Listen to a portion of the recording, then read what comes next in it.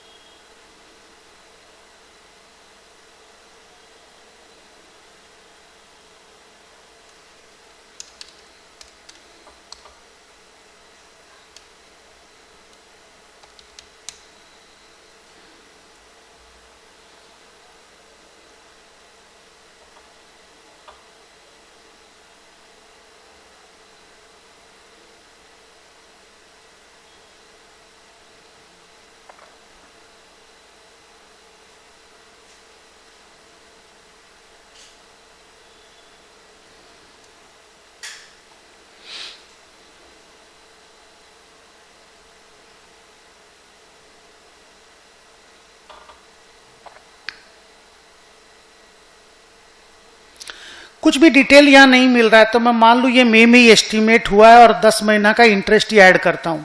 जैसे 10 महीना का डिप्रीसिएशन वैसे 10 महीना का इंटरेस्ट। तो 1.36 मेरा इनिशियल एस्टिमेट था, 5% का ब्याज है, मई में एस्टिमेट हुआ होगा।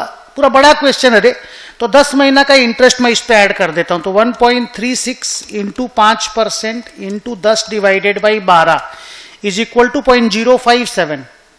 तो 0.057 अगर मैं इसमें ऐड कर देता हूं 1.36 में, तो 1.36 प्लस प्लस प्लस 0.057 इज 1.417, 1.42 पकड़ लो। तो 1.42 इसमें से ये वाला है, और ये कंफर्म है कि ये एकदम राइट है। 1.36 तो होगा नहीं, और एक महीना का एक साल का मैक्सिमम 5% का ब्याज है, नहीं समझे, तो 0.68 हो रहा है। तो 1.42 is the correct answer.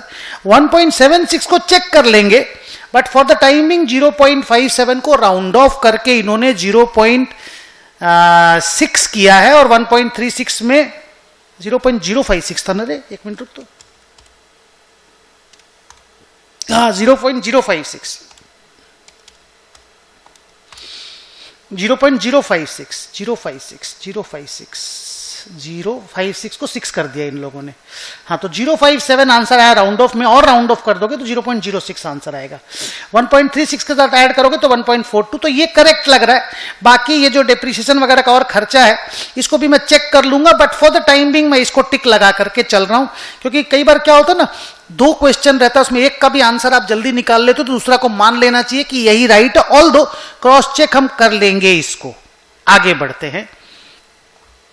Compute the cost of the production line to be capitalized initially on 31st May 2022। तो फैक्ट्री का खर्चा ऐड करने बोला है, कितना टोटल प्रोडक्शन लाइन का कॉस्ट है। हम लोग यहां निकाल करके रखे थे, कहां गया बोलो तो, ये रहा, हाँ ये रहा। सबसे पहला 10 है, उसके बाद है 0.8, उसके बाद है 0.6, उसके बाद है 0.5, उसके बाद है 1.36, है ना। 0.8 हो गया एम्प्लॉयमेंट कॉस्ट, ओवरहेड कॉस्ट हो गया 0.6, एडवाइजर का पूरा और रेस्टोरेशन का पीवी, ये टोटल हो जाएगा आंसर। तो 10 प्लस 0.8 प्लस 0.6 प्लस 0.5 प्लस 1.36 मेरा आ रहा 13.26। ये मेरा टोटल फैक्ट्री का टोटल कॉस्ट है। मैं देखता हूं 13.26 का कोई चॉइस है क्या उस क्वेश्चन में। हाँ है ना, ये रहा 13.26 का चॉइस। तो ये 3 क्वेश्चन इस बड़े वाले क्वेश्चन पे था और एक का क्रॉस चेकिंग बच गया। इस 1.76 का P&L में कितना इस साल जाएगा, फैक्ट्री से रिलेटेड डेप्रीसिएशन और इंटरेस्ट का खर्चा। तो इंटरेस्ट तो 0.06 है, डेप्रीसिएशन मुझे निकालना है, बट 13.26 इज करेक्ट। और स्टूडेंट को अगर एग्जाम में टाइम नहीं रहेगा ना तो ये 1.76 निकालना भी मत बेटा। तुमको तो मालूम है 1.42 is the obvious choice of dismantling cost का क्लोजिंग बैलेंस, तो इसको लेकर के आगे बढ़ जाना। बट हम लोग क्योंकि क्लास कर रहे हैं और हम लोग के पास टाइम है तो हम लोग डेप्रीसिएशन और इंटरेस्ट को चेक भी करेंगे। तो ये 13.26 इज करेक्ट। एक बार तीनों आंसर को मैच करा ले इंस्टीट्यूट के आंसर से। ये रहा पीवी वाला 1.36,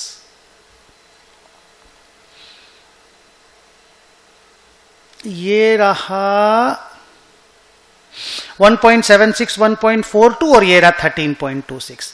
अब अपने इस 1.76 को खाली क्रॉस चेक कर लेते हैं। डेप्रीसिएशन कितना है देखो तो 13.26 की असेट थी टोटल। इसमें ओवरऑलिंग का 3 अलग कर लें और बाकी को अलग कर लें।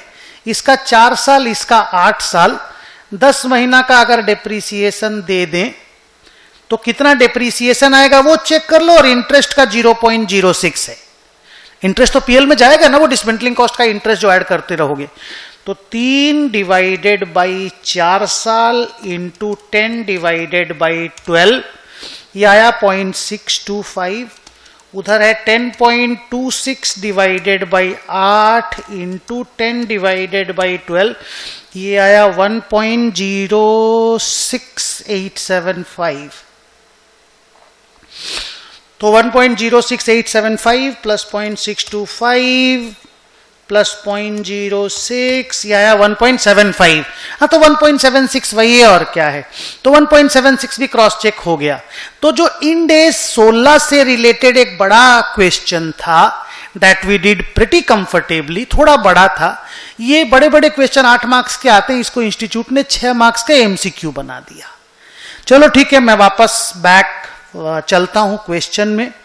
अब अगला पॉइंट पढ़ते हैं। लिखता है during the year ended on 31 March 2023 FA limited provided consultancy services to a customer regarding the installation of a new production system related to aircraft parts. हम लोग कंसल्टेंसी भी दे रहे हैं। The system has caused the customer considerable problems, so the customer has taken legal action against us for the loss of profit that has arisen as a result of the problems with the system. The customer has claimed damages to the tune of 1.6 lakh. Contingent liability पे question है, Ind AS 37 पे। The legal department of FA Limited considers that there is a 25% chance that the claim can be successfully defended. हम लोग defendant हैं तो वो plaintiff है, हम लोग डिफेंड नहीं कर पाएंगे, खाली 25% चांस है कि हम डिफेंड कर पाएंगे। तो 0.75 माने 75% प्रोबेबिलिटी है कि हम हार जाएंगे। तो जब प्रोबेबिलिटी मोर देन 50 का, when it is probable that future outflow will arise, provision should be created. तो 1.6 का प्रोविजन बन जाना चाहिए। लुकिंग प्रेजेंट ऑब्लिगेशन होना चाहिए भाई, हम लोग के कारण उनके यहाँ प्रॉब्लम हुई है, उनके यहाँ लॉस हुआ है। रिलायबल एस्टीमेट होना चाहिए और प्लस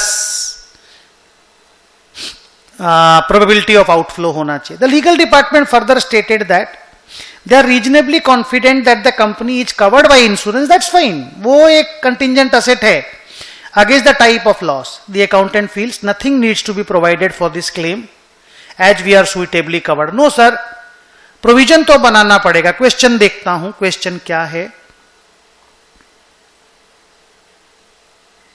ये रहा question.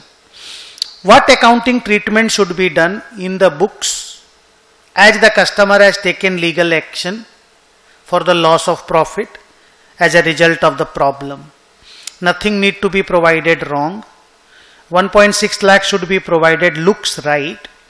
0.4 lakh as per the best possible outcome, कैसे कहां से लाए, contingent liability will be disclose. ये 0.75% प्रोबेबिलिटी में नहीं होता है। मेरी नजर में ये 1.6 लाख राइट है। आइए आंसर सीट में आईसीआई का आंसर चेक कर लेते। ये रहा, provision of 1.6 lakh should be recognised. तो ओवर हो गया मैटर, और फर्दर बात नहीं करेंगे क्योंकि झूठ-मूठ का टाइम कंज्यूम करने का कोई मतलब नहीं है। आइए आखिरी टॉपिक पे, बड़ा एमसीक्यू था ये, बड़ा वाला केस स्टडी था। एक इंडेस 37, इंडेस 16, इंडेस 37, हाँ 37, 16 और ये नया कैश फ्लो। लिखता है FA limited has an associate company, following are the information आता है प्रॉफिट आफ्टर टैक्स 120, क्योंकि पीछे पढ़ रहे थे कैश फ्रॉम ऑपरेशन मांगा था तो पैट से शुरू होता है। डिक्रीज इन ट्रेड रिसीवेबल गिरा तो इनफ्लो है। डेप्रिसिएशन एड बैक करना होगा। इंक्रीज इन इन्वेंट्री आउटफ्लो होगा। Increase in accounts payable inflow होगा, क्रेडिटर बढ़ा तो पेमेंट नहीं किए। Decrease in wages payable outflow होगा। इनकम टैक्स एड बैक करना पड़ेगा क्योंकि we are starting with profit after tax. Profit from sale of land assume करेंगे कि प्रॉफिट के अंदर घुसा हुआ है, क्योंकि पैट के अंदर ऐड किया होगा तो माइनस होगा। और कोई डेटा है या यहीं पे खत्म हो गया? यहीं पे खत्म हो गया। तो ये टोटल अगर मैं ऐड लेस कर लेता हूं यहां से तो मेरा कैश फ्रॉम ऑपरेशन आ जाएगा। तो 120 plus 20 plus 25 minus 10 plus 7 minus 5 plus 15 minus 2 minus 2. 170 is my cash from operation. Let me check the question. Calculate the cash from operation. 170 choice में है तो obviously answer is 170. Let me check the ICAI का answer sheet. Yes, it is 170. So with this I come to the end of this case study. आपको समझ में आ रहा है सब ठीक ठाक, रिवीजन भी हो जा रहा है, एक साथ 3 इंडेस का डिस्कशन हो रहा है। तो ये अच्छी बात भी है कि रिवीजन कम एमसीक्यू का चॉइस। मैं बार बार ये वाली बात बोल रहा हूं, आगे नहीं बोलूंगा। Thank you very very much. Take care. अच्छे से एग्जाम का प्रिपरेशन करो, भगवान करे एकदम अच्छे से पास करो, कॉन्फिडेंट रहो। बाकी हम लोग बात करते रहेंगे। Bye bye.